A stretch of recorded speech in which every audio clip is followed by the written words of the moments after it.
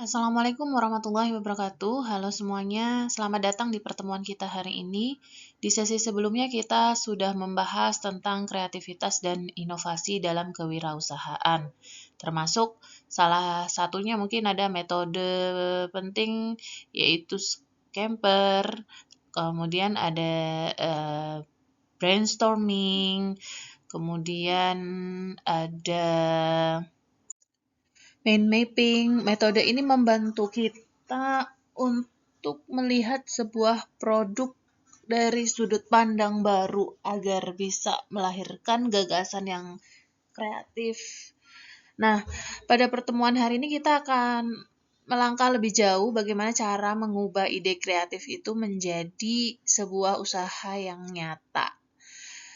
Hari ini yang akan kita bahas yaitu merintis usaha baru dan model pengembangannya khususnya di bidang industri furniture ya. Kita akan belajar bagaimana sebuah ide inovatif itu bisa dirancang sebagai fondasi untuk usaha rintisan nantinya ya. Tapi tidak cukup ya hanya tahu ide, kita juga perlu memahami bagaimana mengenali peluang pasar, bagaimana membuat strategi untuk masuk ke dunia usaha, dan juga bagaimana membangun model bisnis yang bisa berkembang dan berkelanjutan. Nah, nanti kita perlu menyesuaikan dengan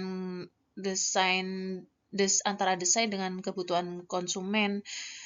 Dan juga bisa kita perhitungkan biaya produksinya, serta menentukan siapa pasar utamanya. Jadi semua aspek itu nanti kita akan bahas secara runtut dan aplikatif.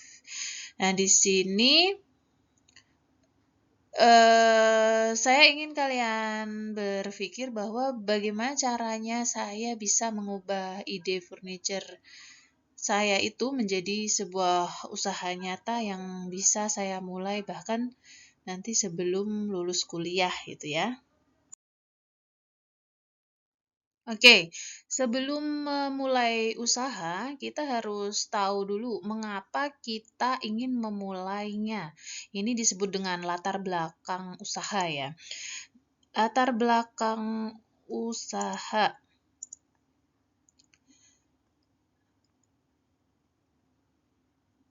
Latar belakang itu bisa berasal dari ini ya, permasalahan di sekitar kita, tren pasar, bagaimana tren pasar saat ini, atau potensi yang kita miliki. Sebagai mungkin mahasiswa teknik produksi furniture, teman-teman punya keahlian yang tidak semua orang punya, yaitu kemampuan merancang mungkin, kemudian kemampuan untuk membaca kebutuhan pengguna dan juga menciptakan solusi dalam bentuk produksi furniture tentunya ya.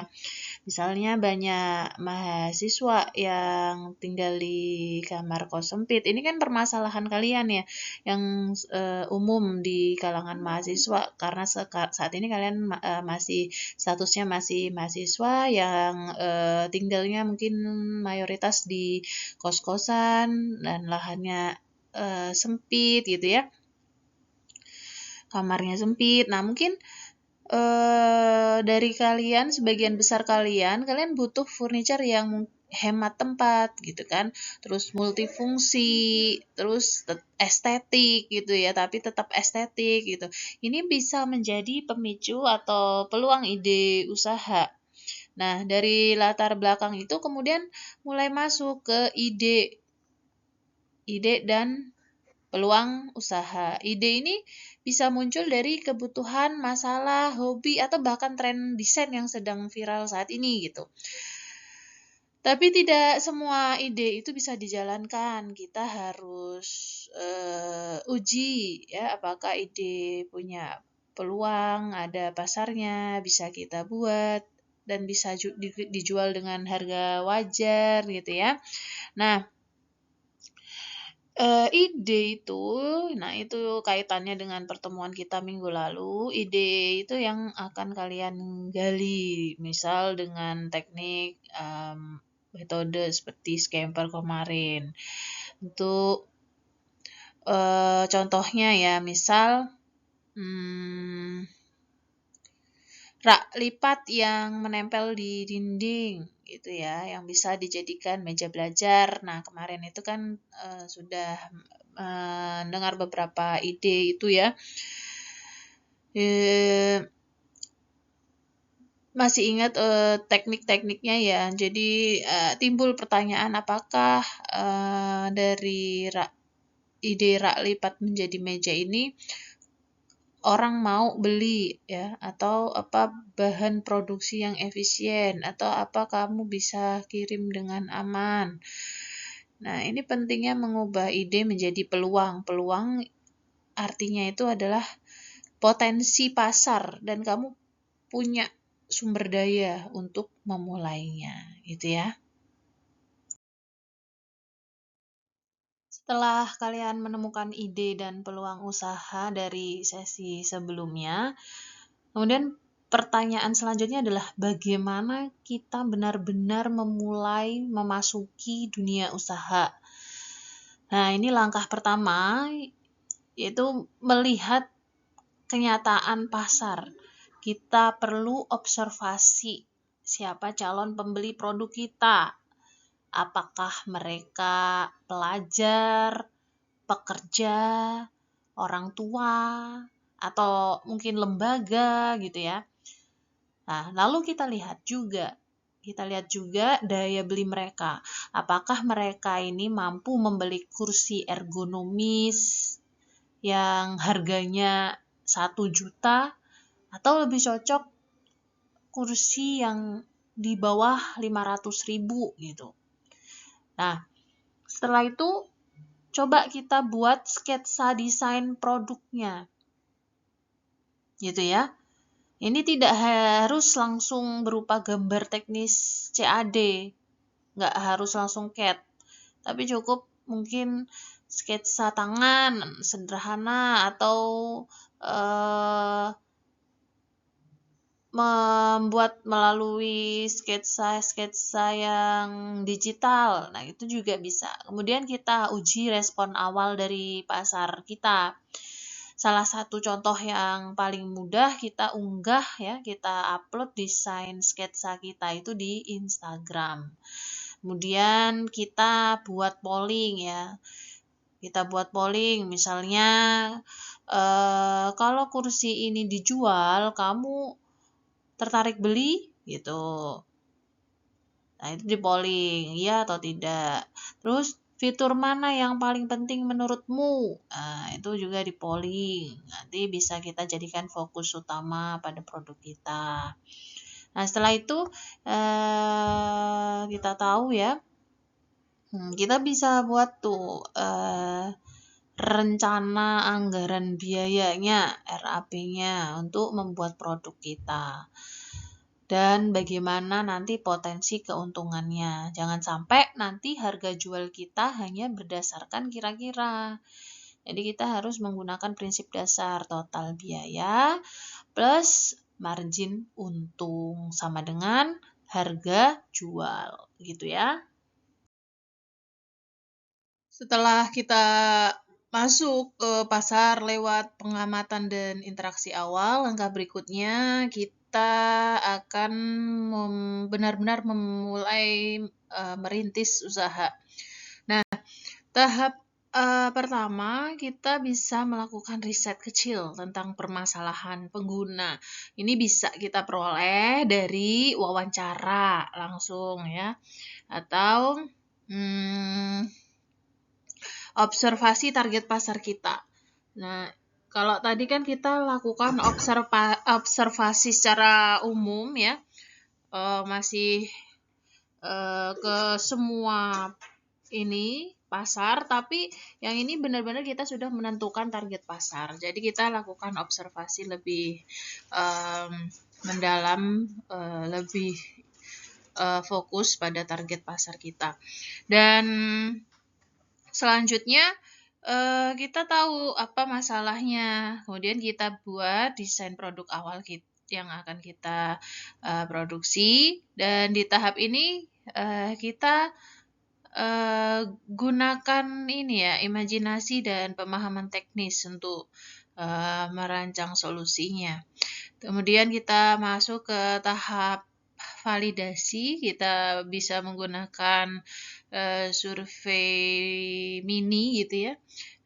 Mungkin sekitar 10-20 responden gitu yang sesuai dengan target pasar kita. Dan kita bisa menanyakan apakah produk ini relevan, terus apakah desain relevan dengan kebutuhan ya, kebutuhan pengguna. Terus kemudian apakah desain ini disukai ya, atau apakah mereka bersedia membeli gitu kan. Kemudian kita juga bisa membuat katalog atau presentasi digitalnya. Ya, mungkin berisi desain, fitur, dan manfaat dari produk kita gitu ya. Terakhir, mungkin kita bisa ini ya, membuka sistem pre-order gitu kan.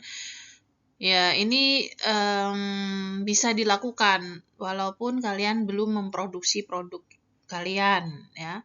Jadi cukup menggunakan gambar dan simulasi produk, lalu bisa kita tawarkan pemesanan awalnya gitu.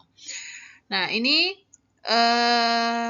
juga kita bisa gunakan teknik mind mapping yang kemarin kita pelajari ya, untuk memetakan ide dan tahapan-tahapan yang akan kita lakukan, serta juga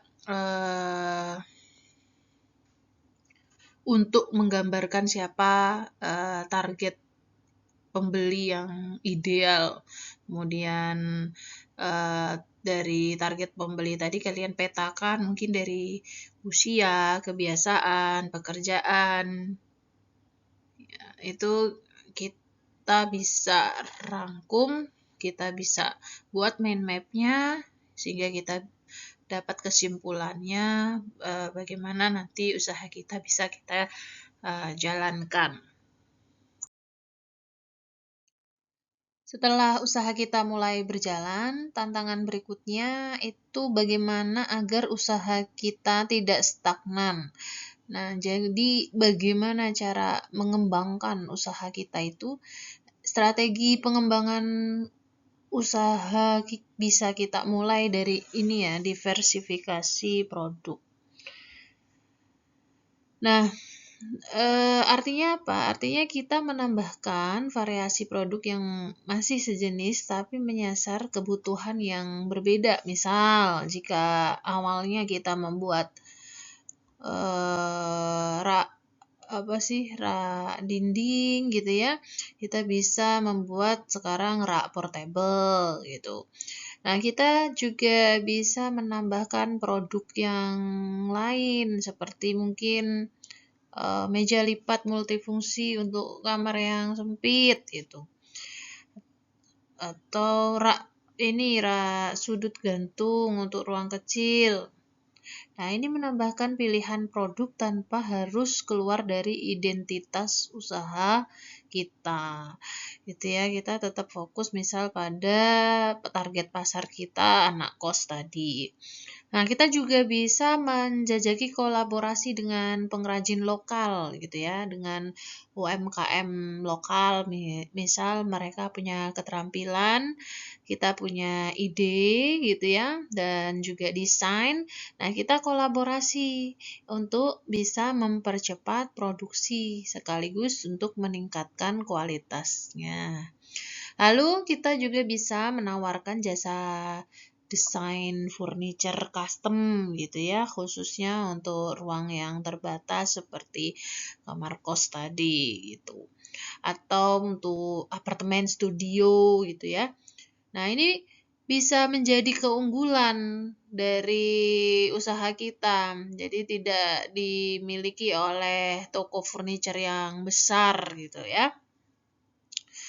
Nah, Contoh pengembangan yang bisa dijelaskan ke konsumen mungkin produk awal berupa rak dinding, tapi kan kemudian kita kembangkan jadi satu set furniture kamar kos itu, dan terdiri dari meja belajar, mungkin rak gantung, terus laci serbaguna gitu ya. Ini memberikan nilai tambah dari produk kita itu.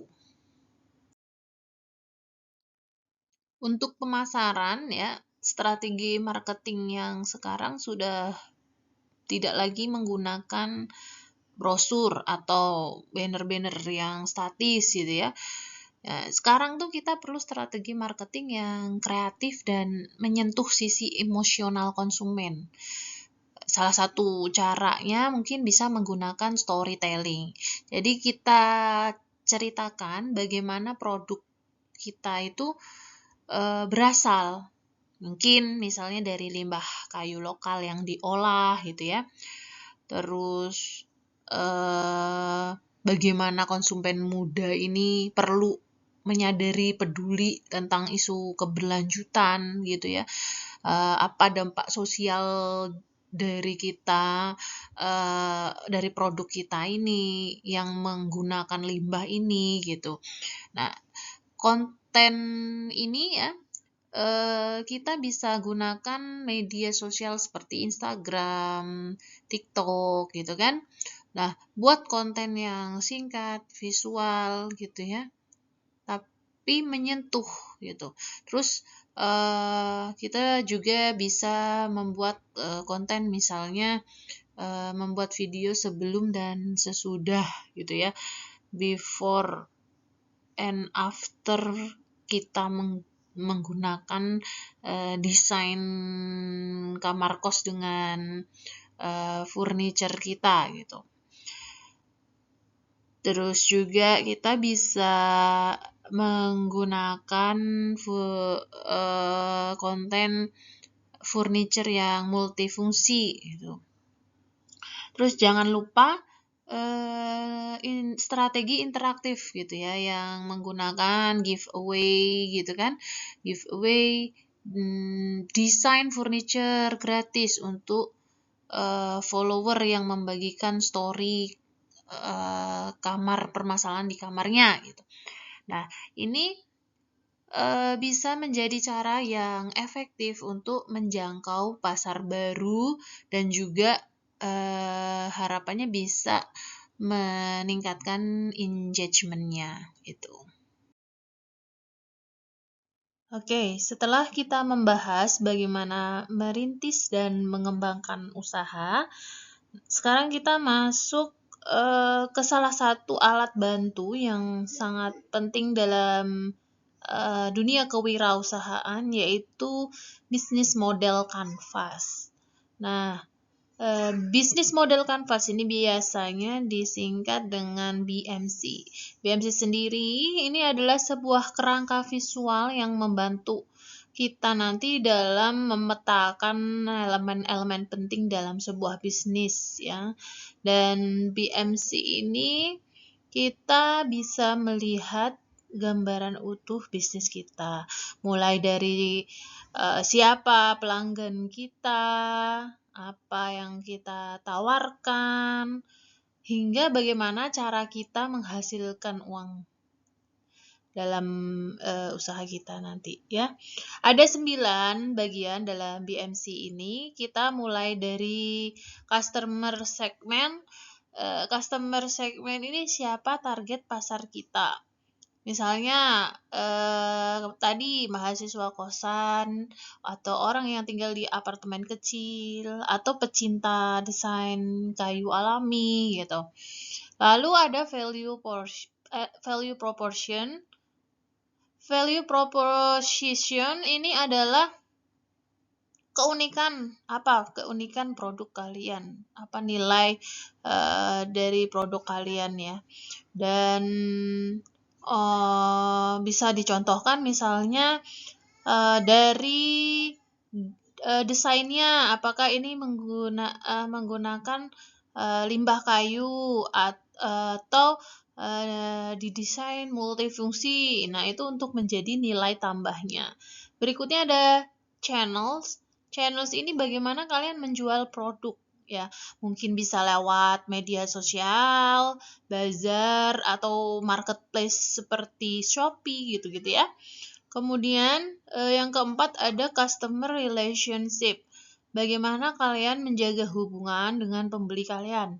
Bisa dengan pelayanan cepat, atau kalian juga menawarkan desain custom, atau mungkin ada promo loyal pelanggan gitu. Dan di bagian tengahnya ada revenue streams, dari mana kalian dapat uang ya. Nah, misalnya, apakah kalian menjual produk atau kalian juga menjual jasa desain gitu. Kemudian ada key resource. Nah, key resource ini apa saja yang kalian butuhkan? Misalnya bahan baku kayunya, alat kerjanya, atau tim produksinya gitu. Selanjutnya ada key activities. Key activities ini aktivitas utama yang dilakukan, misalnya desain, produksi, pemasaran, gitu ya. Aktivitas utama di dalam usaha itu. Selanjutnya ada key partnership. Key partnership ini siapa mitra kalian? Di dalam menjalankan suatu usaha, tentunya kita sangat membutuhkan key partnership ini. Nah, siapa yang menjadi mitra kalian? Bisa dari tukang kayunya, atau supplier, atau bahkan dosen, teman gitu ya, teman sekelas, bisa jadi nanti berpartner membuat suatu produk untuk usaha. Terakhir ada cost structure. Apa saja biaya yang dikeluarkan? Mungkin terkait bahan, tenaga, ongkos kirim, promosi. Nah, ini semuanya harus diperhitungkan. Setelah kita memahami gambaran besar usaha melalui bisnis model Canvas, selanjutnya kita masuk ke tahap yang lebih strategis, yaitu menentukan core bisnis dan fokus usaha. Nah, apa itu core bisnis? Core bisnis ini adalah kekuatan utama yang menjadi identitas usaha kalian. Nah, di sini kalian harus menjawab apa yang paling bisa kalian tawarkan. Misalnya, apakah kalian unggul dalam desain furniture portable yang mudah mungkin dibongkar pasang, atau kalian fokus pada produk berbahan kayu limbah yang ramah lingkungan. Nah, mungkin kalian menonjol lewat furniture untuk ruang sempit seperti kamar kos atau apartemen studio. Nah, core bisnis ini harus sederhana dan spesifik agar tidak membuat usaha kalian ini melebar kemana-mana tanpa arah yang jelas gitu ya. Fokus pada satu kekuatan yang bisa jadi nilai jual utama. Nah, kemudian fokus usaha. Nah, fokus usaha ini berbicara tentang apa yang akan dikerjakan terlebih dahulu, sesuai dengan sumber daya, tenaga, waktu, ya, yang kalian punya saat ini gitu. Contohnya, meskipun kalian punya banyak ide, nah, kalian putuskan untuk memulai dari mana dulu itu produknya gitu. Bukan langsung membuat satu set furniture kantor gitu, bukan ya. Karena itu yang paling memungkinkan untuk dikerjakan sekarang, maka itu harus dikerjakan terlebih dahulu. Kita lihat potensi selanjutnya gitu ya. Dan tipsnya untuk memulai di tahap awal, jangan tergoda untuk membuat produk semua sekaligus. Fokus pada satu hal yang bisa kalian lakukan dengan baik, lalu kembangkan bertahap. Nah, usaha nanti akan berhasil. Usaha yang berhasil tuh yang apa? Yang usahanya ini konsisten dan fokus, bukan yang banyak tapi setengah-setengah. Begitu ya.